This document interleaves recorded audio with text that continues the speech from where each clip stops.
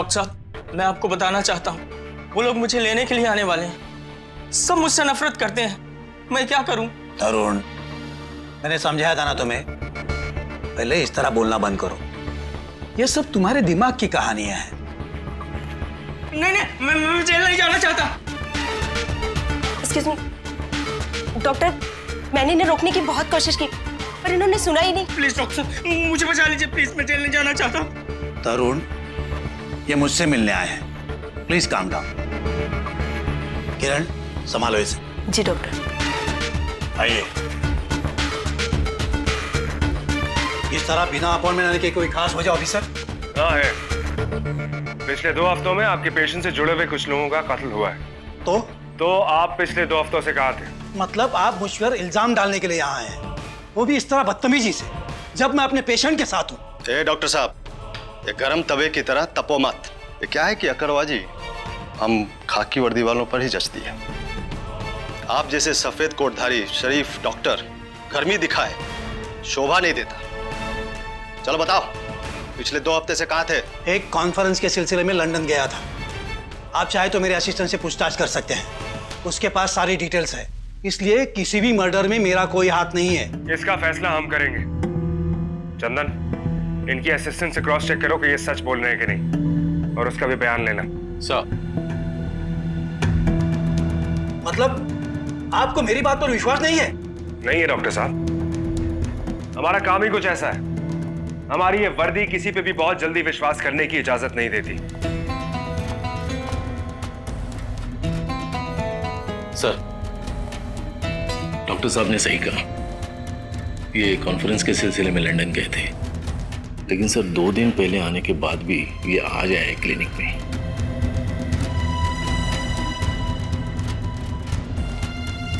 Doctor Vinod, London से आप 2 दिन पहले वापस आ गए थे ना? जी हाँ। मगर 2 दिन आप क्लिनिक नहीं आए, कहाँ थे? That's my personal life officer, मैं कहीं भी रहूं, उससे आपको क्या? डॉक्टर विनोद, एक बात को अच्छी तरह समझने की कोशिश कीजिए।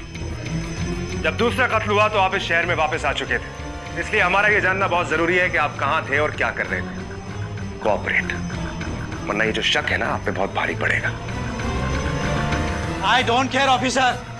और हाँ, नेक्स्ट टाइम जब भी आएंगे अपॉइंटमेंट लेकर आइएगा। ठीक है बच्चों, अगली बार अपॉइंटमेंट मिले या ना मिले, वारंट जरूर लेकर आएंगे और अच्छी तरह से खिंचाई करेंगे।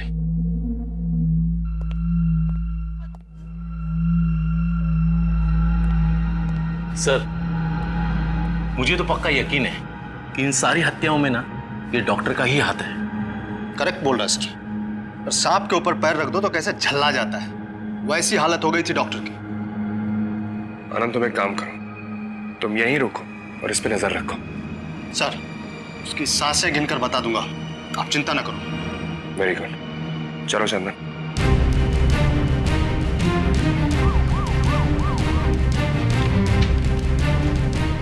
सर मिल गया। ग्रेट, एसीपी सर को दिखाओ।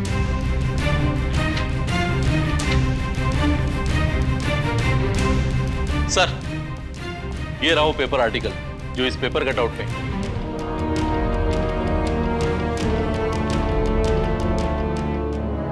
रमन सर, इसका मतलब इस बार रमन का खून होने वाला है? आदित्य सर, मुझे इस रमन के केस की पूरी डिटेल्स चाहिए। राइट। इस हेडलाइन को देखने के बाद मेरे दिमाग में एक और बात आ रही है कि कहीं इन मर्डर्स के पीछे उसका हाथ तो नहीं है जिसका रेप हुआ था? Quite possible sir.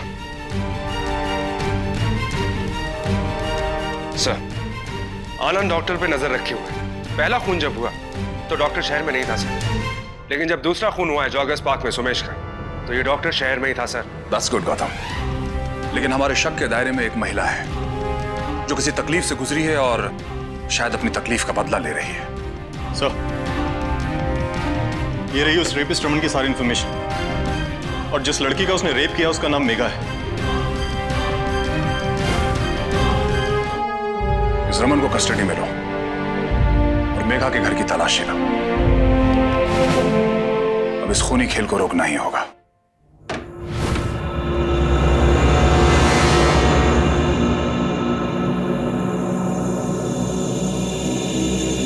Oh my God, एक और मर्डर।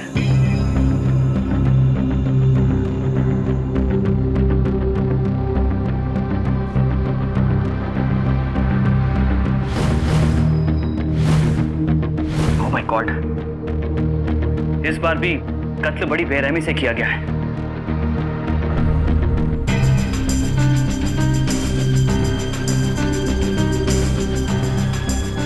ये देखिए सर, हमेशा की तरह एक और पेपर कटआउट। लेकिन ये तो ब्लैंक पेपर है, कोरा कागज। हर बार जब भी कातिल कोई क्लू छोड़ता था उसका कोई ना कोई मतलब जरूर होता था, लेकिन इस प्लेन पेपर के कटआउट का क्या मतलब है? सर कहीं इसका मतलब ये तो नहीं कि ये कातिल का आखिरी शिकार है? नहीं आदित्य, अगर ये आखिरी शिकार होता तो वो कोई क्लू नहीं छोड़ता। अगर उसने ये पेपर कटआउट छोड़ा है तो इसका कोई ना कोई मतलब जरूर होगा। आप लोग यहाँ पे क्यों आए हो? हाँ, कहा था ना आप लोगों से कि उन मर्डर्स के साथ हमारा कोई रिश्ता नहीं है। प्लीज अकेला छोड़ दीजिए हमें, अकेला छोड़ दीजिए। देखिए, हमें एहसास है कि आपके साथ जो हुआ है वो बहुत बुरा हुआ है। ऐसे में आपसे कोई भी सवाल जवाब करना आपके जख्मों पे नमक छिड़कने के बराबर होगा। जिस इंसान ने आपके साथ ये गलत हरकत की है उसकी किसी ने हत्या कर दी है। क्या? कहते हैं कि भगवान के घर देर है पर अंधेर नहीं है। अच्छा हुआ मर गया। देखिए, मैं समझ सकता हूं कि ये आप लोगों के लिए बहुत मुश्किल वक्त है, लेकिन इस हत्या के सिलसिले में कुछ पूछताछ हमें आपसे करनी होगी। कहा ना आपने आपसे कि हमें कुछ नहीं पता है, कुछ भी नहीं पता है हमें। चले जाओ यहाँ से, चले जाओ। आपके हाथ जोड़ती हूँ। बड़ी मुश्किल से डॉक्टर के क्लिनिक के चक्कर लगा लगा कर मैंने अपनी बेटी को वापस आया है। आप उसकी तकलीफों को मत कुरेदिए। डॉक्टर ने कहा है कि अगर उसके दिमाग को अब सदमा लगा तो उसका ठीक होना नामुमकिन। क्या आप हमें प्लीज बता सकती हैं कि आप थेरेपी के लिए इनको किस डॉक्टर के पास लेके गई थी? Therapy? Doctor Vinod. Megha, Megha. Sir, ये कड़ी भी डॉक्टर विनोद की क्लिनिक से जुड़ रही है। चंदन, इस बार हम डॉक्टर विनोद की क्लिनिक सर्च वारंट के साथ जाएंगे।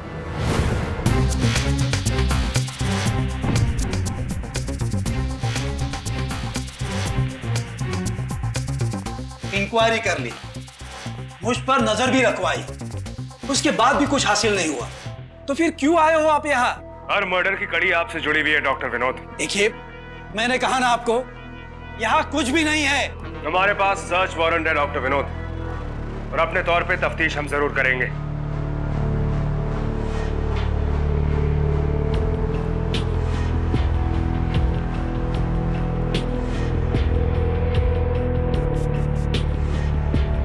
इस कैबिनेट में क्या है? ये हमारे पेशेंट्स की कुछ कॉन्फिडेंशियल फाइल्स हैं। चाबी।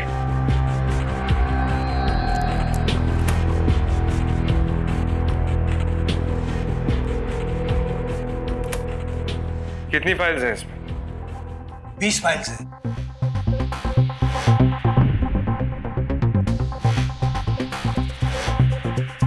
डॉक्टर साहब, या तो आपकी याददाश्त खराब हो गई है या फिर मेरी गिनती गलत है। यहाँ तो सिर्फ 16 फाइल्स हैं। ऐसे कैसे हो सकता है? मेरे पास उन 20 पेशेंट की लिस्ट भी है। दिखाइए लिस्ट।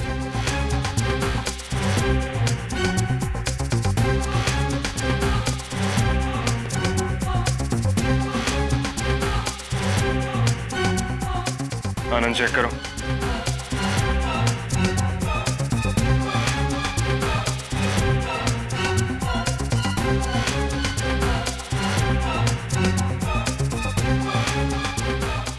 किस किस की फाइल्स मिसिंग है आनंद? सर, वही 4 लोग जिनसे जुड़े लोगों की मौत हुई है।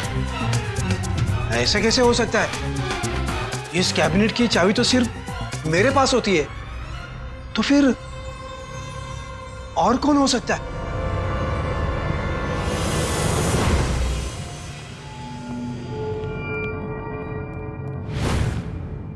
आपकी सेक्रेटरी और असिस्टेंट कहाँ है? वो दोनों नौकरी छोड़कर चली गई। उन दोनों का पता तो हम लगा लेंगे, लेकिन तब तक आप भी हमारी कस्टडी में रहेंगे। लेकिन मैं क्यों? मैंने तो कुछ भी नहीं किया। चलिए डॉक्टर साहब, यहाँ तो बड़े उखड़े से रहते हैं हमारे साथ। देखिए पुलिस स्टेशन में हम आपका कितना ख्याल रखते हैं। हाँ, लेकिन आइए। सर हमें तो ये भी नहीं पता कि अगला विक्टिम कौन है और कहाँ है। लाश के पास इस ब्लैंक पेपर के कटआउट को रखने का क्या मतलब है सर? सर हमारे पास वक्त बहुत कम है, हमें इस खूनी को जल्द से जल्द रोकना होगा। सर हमें कोई और तरीका सोचना पड़ेगा, क्योंकि इस ब्लैंक पेपर के जरिए कुछ भी पता करना बहुत मुश्किल है। सर हमने तो ये भी चेक कर लिया कि कहीं किसी इनविजिबल इंक से कोई क्लू लिखा गया हो, मगर ऐसा कुछ भी नहीं है सर। ये तो सिर्फ कोरा कागज है सर। लेकिन ये पॉसिबल नहीं, कातिल ने कोई ना कोई क्लू जरूर छोड़ा होगा। प्रॉब्लम यही है कि हम इसे पढ़ नहीं पा रहे। We have to read it. Sir इस पेपर को महसूस करने से पता चलता है कि इसमें कुछ लिखा हुआ है। आदित्य देखो इसमें क्या लिखा है। सर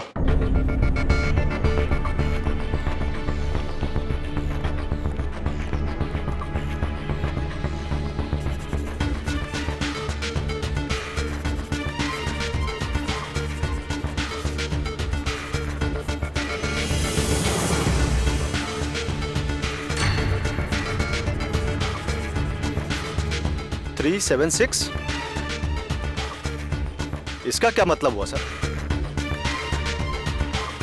सर दफा 376 जिसके तहत रेपिस्ट को सजा मिलती है। सर इससे यह साफ होता है कि ये रेप केस और ये कत्ल दोनों में कोई गहरा संबंध है सर। सर इस कोर्ट पेपर के हिसाब से सबूत वक्त पर कोर्ट नहीं पहुंचे थे, इसलिए रमन को बेल हो गई थी सर। इस केस का इंचार्ज कौन था?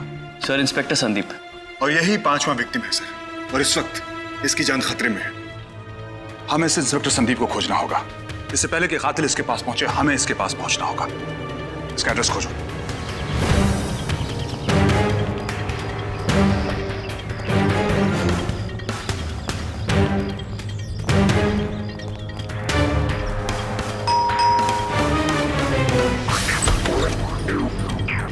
जी आप लोग? हमें इंस्पेक्टर संदीप से मिलना है। कहाँ है वो? वो अभी अभी काम से बाहर गए, लेकिन क्या हुआ है? उन्होंने कुछ बताया कि वो कहाँ जा रहे हैं? हाँ वो गोडाउन जा रहे हैं, लेकिन आप लोग मुझे बताएंगे कि हुआ क्या है? उस गोडाउन का एड्रेस है आपके पास? हाईवे से 2 किलोमीटर दूर लेफ्ट में गली जाती है, वहीं पर गोडाउन है और वो वहीं पर गए। मुझे बहुत घबराहट हो रही है, आप मुझे बताइए कि क्या हुआ है। वो अकेले थे या कोई और था उनके साथ? नहीं वो अकेले ही गए, लेकिन क्या हुआ है? मैडम उनकी जान खतरे में है, लेकिन आप घबराइए मत। हम पूरी कोशिश करेंगे कि उनके साथ कुछ गलत ना हो।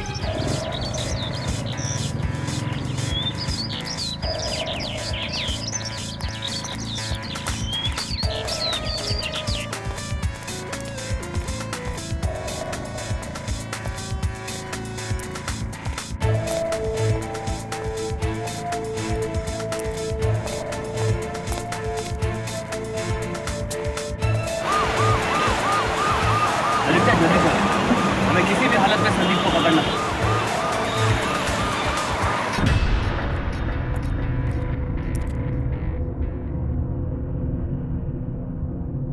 ये कौन सा गेम खेल रही हो तुम? यहाँ मुझे मेरे गोडाउन में बुलाकर क्या चाहती क्या हो तुम? रिलैक्स संदीप, ठंडे दिमाग से और तेज कदमों से बस आगे बढ़ते जाओ। तुम्हारे सारे सवालों के जवाब तुम्हें मिल जाएंगे।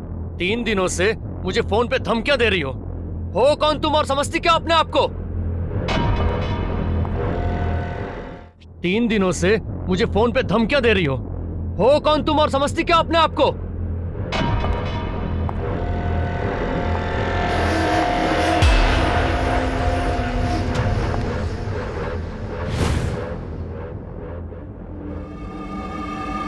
हेलो मिस्टर संदीप, फाइनली आज तुमसे मिलकर बहुत खुशी हुई। Myself Riya, psychotherapist doctor Vinod की सेक्रेटरी, और अब तुम्हारी दोस्त। 2 टके की सेक्रेटरी? क्या समझती क्या हो तुम? तू जानती नहीं तुझ जैसे कि क्या हालत करता हूं मैं। अच्छी तरह से जानती हूँ, पर शायद तुम नहीं जानते कि मैं क्या कुछ कर सकती हूँ। ये तो सिर्फ नमूना है, अगर एक भी गलत कदम उठाए ना तो ये गोली सीधा तुम्हारे भेजे में। इसलिए एक जेंटलमैन की तरह पेश आओ, समझे? चलो। आगे बहुत ट्रैफिक होगा, आगे से लेफ्ट लो।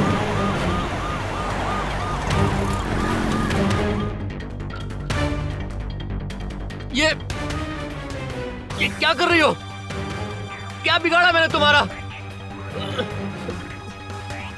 ओह मिस्टर संदीप, ये बेचारी आत्मा की तरह नाटक करना प्लीज बंद कर दो। तुम्हें ना ये सूट नहीं करता, और इसका मुझ पर भी कोई असर नहीं होने वाला।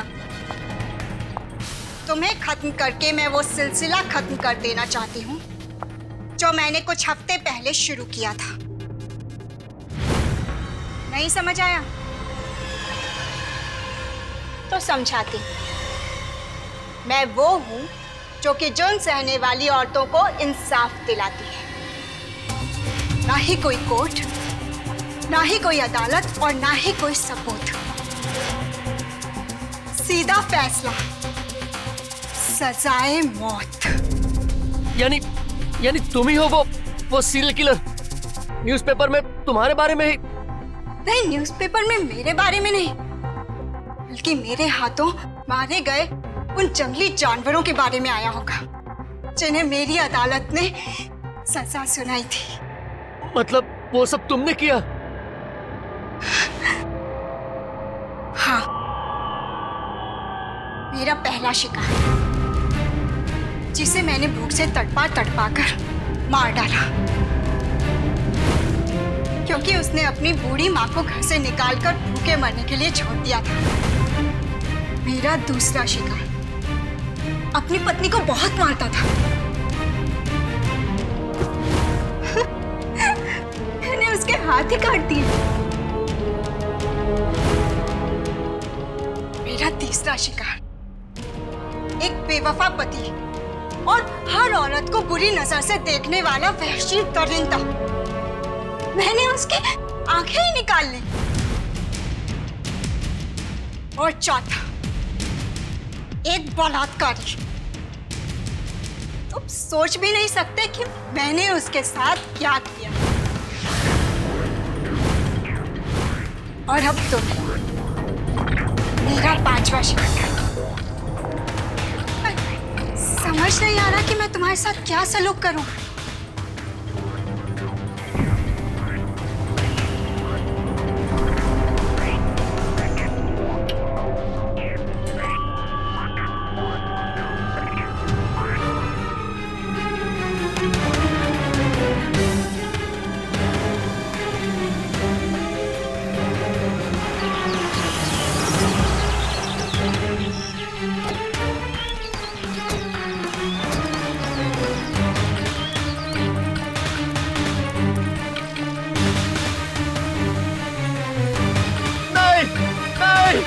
मुझे मत मारो, मुझे मत मारो।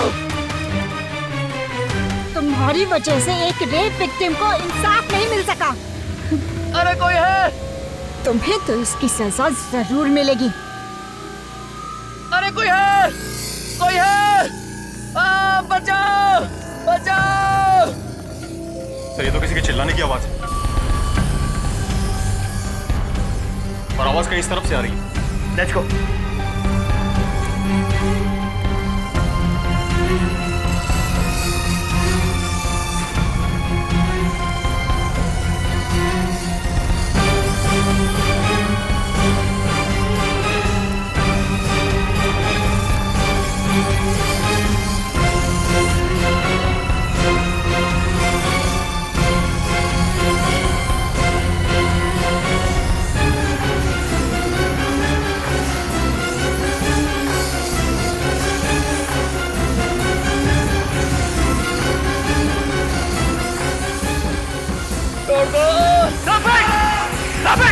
तुम्हारा खेल खत्म हुआ रिया।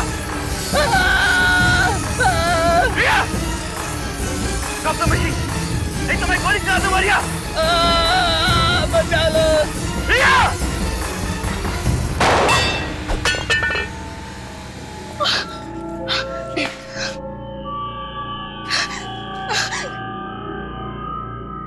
क्यों?